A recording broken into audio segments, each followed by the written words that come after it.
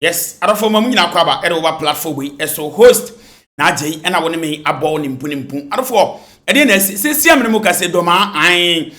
hene ade atonani an je se omufie asase e hye ni ade na yenu abrante bi abedi nkomo bi na yentie ne nkomo no wode side eye asantefo mumu bi domafo mumu bi muntie ne ye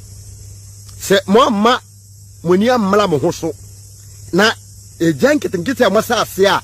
mo so no social media no so no se mo so saga ketenkete na ma ejan no so mo social media no so se epa manche so abonten a edo eso ase bebre mo domafo na santefo meka no kore na akere mo mesi meka no kore na akere mo se eya no kore se ka bi fi asantemem ewura doma na se asante hene mfo nyine bobo ho asante hene flak bo ho ya nwa wa ho nsa na ka na ewura doma de a se ye no kora saa enkoyi se asante fo no doma fo mu ye nuafo se mo mamani amala mo ho so a na motete ho agora ne se epaja mo wana makumu mu ho ya ka na kora kire mo ha entafo ne ye na ekosi se na mo pese mo fo aso entafo ne ye no ekosi se ena mo pese mo fo aso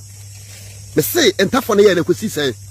we youth we babu no wodoma ma woni mla wo ho so we youth e wasante region ma woni mla wo ho so menya me na me de me kila ntokwa ba kila ni ho me se we be ma wasante region ma woni mla wo ho so we be ma wodoma ma woni mla wo ho so se ahemfo mienu ko a me ka no kore aban be ma soja fo no police fo ba sa wo hene no ya bebo no na yire ne ma ho ban ehimfie no ya ma soja fo gaade ho na timfo na maka no mu anga se etu akata mo ho mu bekunkum mo ho brof ya kana kwa kire ma wadwene na ho na ma wani ole tena doma ho na ma wani na ho ole tena santa region ma wani na ho na ka ne wa wo pe titire ne Ghana fo mabu bi a mokoduru aburekire we gina bono fo fa we gina santa fo fa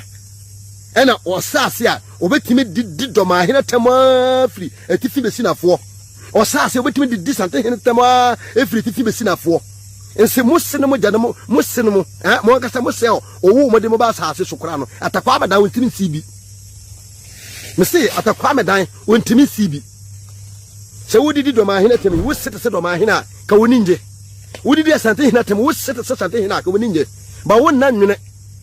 nwene ho da misa ho da watu kwa abrete so koye adwuma abagana ko bobra bagana waduru ho Ghana hemfom yenu na wodi wo motena social media so edi wo matam wote ho di wo matam wuru afi wo se ntokwasi abeka wo maame no wo sena wo gya na Ghana ha no ha ye mu bi ho kwa papa yin nsen ye maame kwa no o mo dwane gya ye maame kwa pa yeni mabe o monam nso ye ti ho fa obi papa edu natam ye ti ho fa obi papa edu natam because say social media enam se wo kasa madomafo no wedi asantefo tamti no enam se domafo be sene wiskante no wo koso nim se wo ye hope wa ben a wo mensi obi a o wiase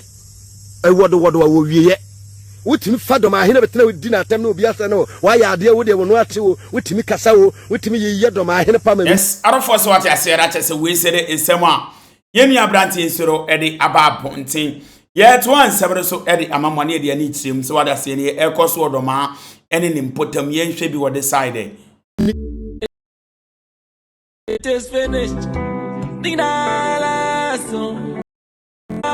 se wate ase aidoma ena chese ija edam na enye fadi agro aidoma hene ena chese ija eda ni kurumu a enye izi no ano ose ano de sampa so saa ija hihye the same ija hihye ni bi ena no nso no ekoso ewo sampa nti da mi se yeni abrante no nkoma odi no yenim ne ekoba ye de yenim ne esi ye de ba masa nyansansam na oka no so wada ase eye nyansansam ena oka no ano ose ano den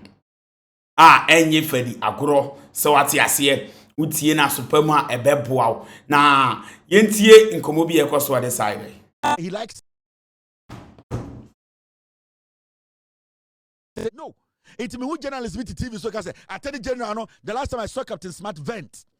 and Captain Smart is talking like he has not been to court before. And my own brother Captain Smart, sometimes you go overboard because you know you need to explain to Ghanaians, you need to talk to Ghanaians, you need to educate Ghana for how court processes work. Nobody has control over the court process.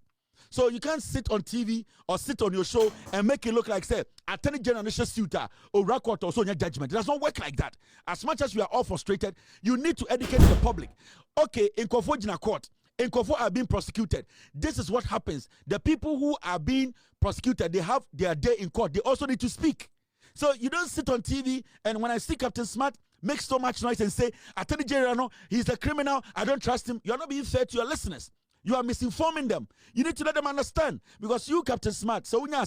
you also want to go to court, you want to be heard, you want the process to be fair. So why don't you want people to also go through the fair process? Unless you don't want to be rude to yourself. Unless you don't want to be rude to Ghanaians. Or then maybe you are using emotions to speak. I respect your job. I respect your credibility. You have worked hard to this point, and a lot of people respect the job you do. But sometimes we need to put our emotions aside and explain to the people. We should put our emotions aside. A court ni eko. Until they are proven, say, nobody can sit and say, Attorney General does not want to follow the case. When did you hear Attorney General say, it's a case where I don't want to follow it? I am yet to hear one person come on TV, one journalist to say, Attorney General went to court and said, I don't want to follow this case again. As we speak today, the Attorney General is always in court. The Attorney General is making his case. The lawyers for the defendants are also there. So why do we have to sit here? Now, I want prosecution done. I want people prosecuted. Does it mean I have to come and sit here and attack the Attorney General? Abraham knew how court processes work. Abraham, I know how court processes work. So if I know how court processes work, I cannot be a hypocrite and sit here and say, because I said NDC4, they have to prosecute, I have to come here and speak against the government, speak against the Attorney General, make it look like, say, nobody. You, Captain Smart, you have been to court before. You know how it works. You know that people have to be given their day in court. So what is this issue of the country, the Attorney General, the government? You are silly. It is our job, it is our responsibility as the media to educate the public. The in NDC for a campaign,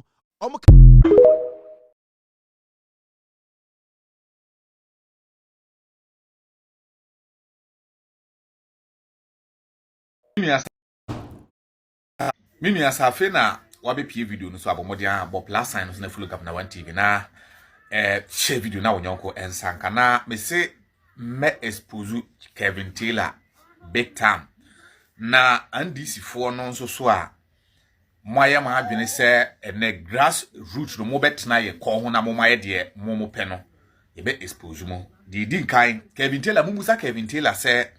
reason be no di free MPP mumusa no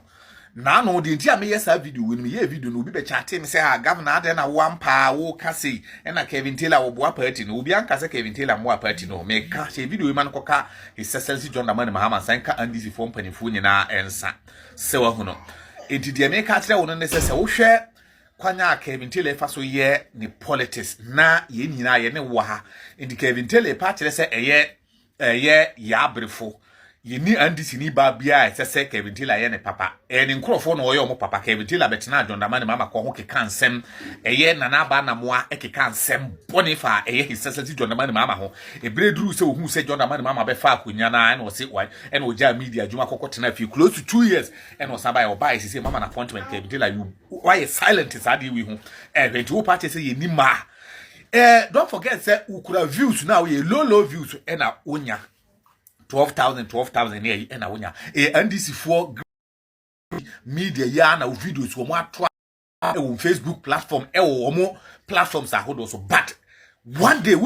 kura obetimi akatira ban say media no wonder na ni bebe wo ye nya atwom de tia me ka say wo ye nya atwom Kevin Taylor wo ye nya atwom ye wo ha no suye ne me say asem kro na me da so ka wo obi be ma me ma say Kevin Taylor oboa party ka so mbo pete mo mutan say de ntina ofiri MPP so waba NDC na waba NDC didn't na ni abere and me throw challenge say Kevin Taylor so be keep MPP or opposition that he was so be keep 46 years or 40 years me so be keep MPP kura opposition 16 years kura